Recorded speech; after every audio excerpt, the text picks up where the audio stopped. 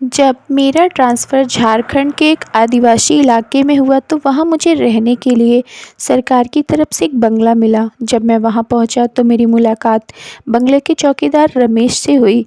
उसने मेरा अच्छे से स्वागत किया। जब मैं उसकी खूबसूरत बीवी को देखा तो उसको देखता ही रह गया। एक दिन वह मेरे घर पर खाना बनाने आई। उस दिन मैं अकेला था तो उसे अपनी बाहों में भर लिया। फिर उसके साथ अभी पूरे 3 साल नहीं हुए थे मुझको अपने होम पुणे में ट्रांसफ़र हुए कि फिर से ट्रांसफ़र, और वह भी झारखंड सीमा के पास एक आदिवासी इलाके में। हालांकि सरकार की तरफ से सभी तरह की सुविधा उपलब्ध कराई जाती है, मगर परिवार की अपनी जिम्मेदारियां भी होती हैं। सभी चीज़ मुहैया होने के बाद भी मेरी मजबूरी थी कि मैं अपनी पत्नी मधु और बच्चों को अपने साथ नहीं ले जा सकता था। बच्चों की पढ़ाई की वजह से पत्नी को बच्चों के साथ पुणे में रुकना पड़ा। अब महीने में सिर्फ 1 या 2 बार ही मेरा पुणे आना मुमकिन होगा। यह बात हम पति पत्नी दोनों ही बिना कहे समझ रहे थे। वहाँ पहुँचते ही रमेश ने गर्मा गर्म चाय के साथ मेरा स्वागत किया। रमेश मेरा सहायक होने के साथ साथ बंगले का चौकीदार और माली सब कुछ था। रमेश बंगले के पीछे बने सर्वेंट क्वार्टर में अपनी पत्नी गीता के साथ रहता था। चाय सचमुच बहुत अच्छी बनी थी। पीते ही मैं बोला, तुम्हें देखकर तो नहीं लगता कि यह चाय तुमने ही बनाई है। सही कहा साहब, यह चाय मैं नहीं बल्कि मेरी बीवी ने बनाई है। रमेश अपने दांत निकालकर हंसा। यहाँ खाने का क्या इंतज़ाम है? मैंने पूछा। आसपास कई ढाबे हैं, आपको खाना मिल जाएगा, और बढ़िया खाना चाहिए तो फिर शहर में अंदर जाना पड़ेगा। रमेश ने अपनी जानकारी के हिसाब से बताया। कोई यहाँ बंगले पे आकर खाना बनाने वाला या बनाने वाली नहीं है क्या? मैंने पूछा। साहब मैं पूछ कर बताता हूँ, कहकर रमेश चाय का कप उठाने लगा। यह एक हरा भरा आदिवासी बहुल इलाका है। मुझे यहाँ के लोग भी बहुत सीधे साधे और अपने काम से काम रखने वाले लगे। मेरा सरकारी बंगला अंदर से काफ़ी बड़ा और शानदार था। चारों तरफ से खुला खुला मुझको बेहद पसंद आया। एक बेडरूम में एयर कंडीशनर भी लगा था। मैंने अपना सूटकेस बेडरूम में रखा और नहाने की तैयारी करने लगा। ऑफिस का टाइम हो रहा था। मैं नाश्ते के बारे में सोच रहा था कि क्या किया जाए। अब तो मैगी बनाने जितना टाइम भी नहीं था। मैं पहले ही दिन लेट नहीं होना चाहता था। वहीं कुछ खा लूँगा सोचते हुए मैं तैयार होकर बाहर निकला तो डाइनिंग टेबल पर एक डोंगे में ढका हुआ नाश्ता रखा देखा। ढक्कन उठाया तो करी पत्ते से सजे हुए गर्मा गर्म पोहे की खुशबू पूरे घर में फैल गई। मेरे मुंह में पानी आ गया। मैं तुरंत प्लेट में डाल दिया। खाया तो स्वाद सचमुच लाजवाब था, मगर तारीफ सुनने के लिए आसपास कोई भी नहीं था। रमेश भी अपनी शाम को घर लौटने के बाद मैं अपनी पत्नी से बातें कर रहा था कि एक चीख की आवाज़ ने मुझको चौंका दिया। बाद में बात करता हूँ, कहकर मैं मधु का फ़ोन काटा और आवाज़ की दिशा में दौड़ा। आवाज़ तो सर्वेंट क्वार्टर में से आ रही थी। तो क्या रमेश अपनी पत्नी को पीट रहा है? मैं कुछ देर खड़ा सोचता रहा। धीमी होती होती सिसकियाँ बंद हो गई तो मैं बंगले की तरफ पलट गया। सुबह उठकर मैं बंगले के गार्डन में सैर के लिए चक्कर लगा रहा था, मगर मेरी आंखें सर्वेंट क्वार्टर की तरफ ही लगी थीं। तभी मुझे रमेश आता हुआ दिखाई दिया। साहब कितने पैसे दोगे नाश्ता और 2 टाइम खाना बनाने के? रमेश ने अपनी बात रखी। तुम पैसे की चिंता मत करो, बस चाय नाश्ता और खाना बिल्कुल वैसा ही होना चाहिए जैसा कल सुबह था। साहब इसका सीधा सा हिसाब है, 3 टाइम का खाना 3000 रुपये। रमेश बोला, मंजूर है, पर है कौन? कब से शुरू करेगा या करेगी? अरे साहब और कौन, गीता है ना, वही बना देगी आज, और अभी से मैं भेजता हूँ उसे, कहकर रमेश ने चाय का कप उठाया और गीता को बुलाने चला गया। गीता ने आते ही अपने सधे हुए हाथों से रसोई की कमान संभाल ली। हालांकि मैंने उसका चेहरा नहीं देखा था क्योंकि वह मेरे सामने घूंघट में निकालती थी, मगर कदकाठी से वह रमेश से कम उम्र की लगती थी। सुबह की चाय रमेश अपने घर से लाता था। उसके बाद मेरा टिफ़िन पैक करके गीता मेरा चाय नाश्ता टेबल पर लगा देती थी। शाम का खाना मेरे ऑफिस से लौटने से पहले ही बनाकर गीता हॉट केस में रख देती थी। मैंने उसे अपने घर की एक चाबी दे रखी थी। अभी 4-5 दिन ही बीते थे कि मैंने फिर से सर्वेंट क्वार्टर से चीखने की आवाज़ सुनी। मेरे कदम उठे मगर फिर पति पत्नी का आपसी मामला समझकर रुक गए। अगले दिन मैंने देखा कि गीता कुछ लंगड़ा कर चल रही है। मैंने पूछा भी मगर गीता ने कोई जवाब नहीं दिया। 4 दिन बाद फिर वही किस्सा। इस बार मैंने गीता के हाथ पर चोट के निशान देखे तो मुझसे रहा नहीं गया। मैं खाना बनाती गीता का हाथ पकड़ा और उस पर एंटीसेप्टिक क्रीम लगाई। गीता दर्द से सिसक उठी। मैंने नज़र उठाकर पहली बार गीता का चेहरा देखा। कितना सुंदर, कितना मासूम। नज़रें मिलते ही गीता ने अपनी आंखें झुका लिया।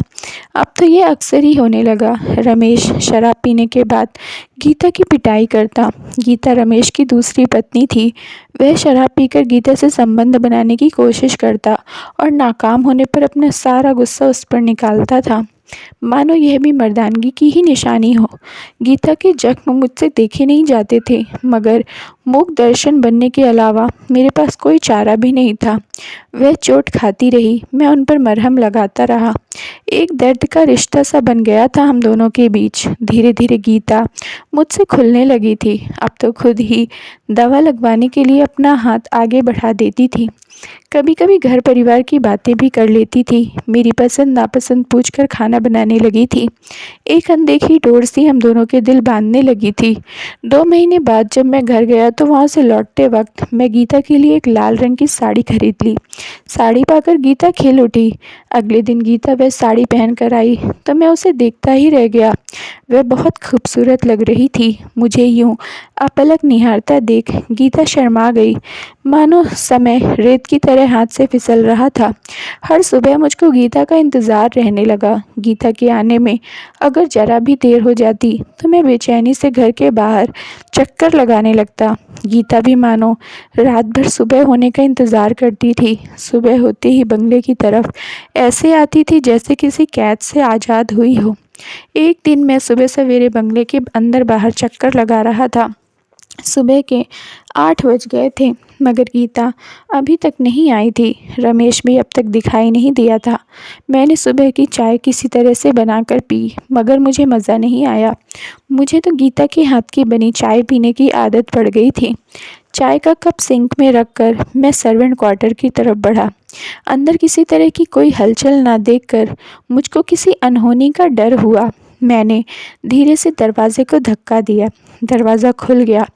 भीतर का सीन देखते ही मेरे होश उड़ गए। गीता जमीन पर बेसुध पड़ी थी। रमेश का कहीं अता पता नहीं था। मैंने गीता को होश में लाने की भरसक कोशिश की मगर उसने आंखें नहीं खोली। मैंने उसे बड़ी मुश्किल से बाहों में उठाया और बंगले तक लेकर आया। उसे बेडरूम में सुलाकर एसी चला दिया। मैंने पहली बार गीता को इतना नज़दीक से देखा था। उसकी मासूम खूबसूरती देखकर मैं अपने आप को रोक नहीं सका और मेरे हाथ गीता के माथे को सहलाने लगे। साहब मुझे बचा लो, यह राक्षस मुझे मार डालेगा, कहते ही गीता फिर बेहोश हो गई। मैं ऑफिस से छुट्टी ले ली और सारा दिन गीता के सिरहाने बैठा रहा। 3-4 घंटे बाद गीता को पूरी तरह से होश आ गया तो उसने बताया कि रमेश अक्सर शराब पीकर उससे मारपीट करता है। शादी के इतने साल बाद भी, बच्चा ना होने की वजह भी वह गीता को ही मानता है। मगर सच यह है कि रमेश ही नामर्द है। पहली पत्नी के भी उसे कोई बच्चा नहीं था मगर रमेश खुद को कोई कमी नज़र नहीं आती। वह अपने आप को मर्द मानता है और इस तरह अपनी मर्दानगी दिखाता है। मैंने गीता को पेन किलर दिया तो थोड़ी देर बाद ही वह मुझसे चिपक कर सो गई। मैं भी उसे अपने से अलग नहीं किया।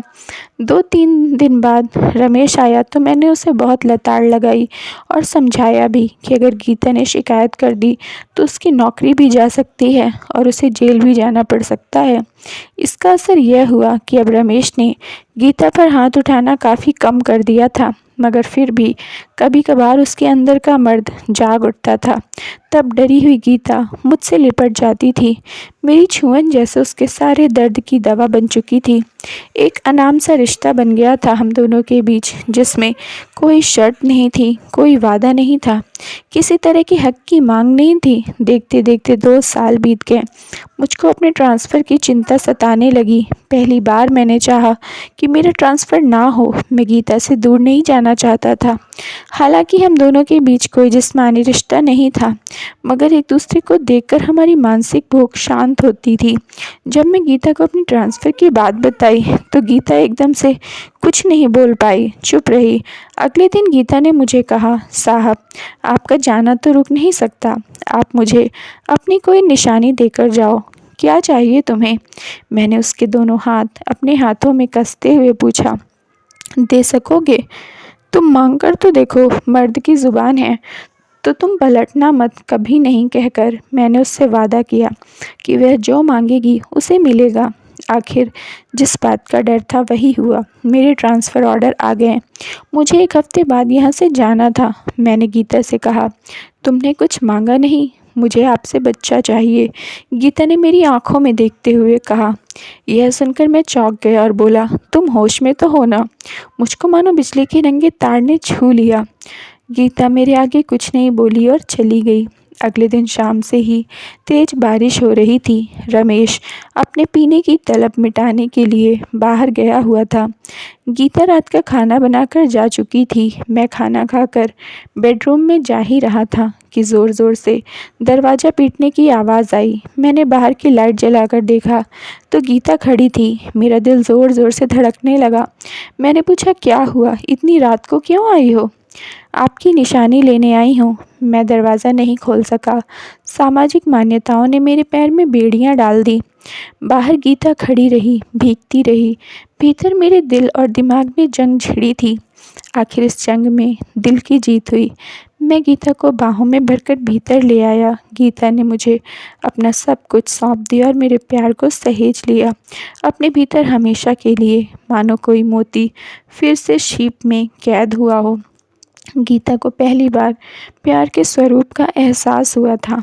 पहली बार उसने जाना कि मर्द औरत का रिश्ता इतना कोमल, इतना मखमली होता है। और मैंने भी शायद पहली बार ही सही मायने में मर्द औरत के रिश्ते को जिया था। इससे पहले तो सिर्फ शरीर की प्यास ही बुझती रही थी, मगर आज तो मन तृप्ति हुआ था। अगले दिन मैं चला गया अपनी नई पोस्टिंग पर। उसके बाद गीता से मेरा कोई संपर्क नहीं रहा।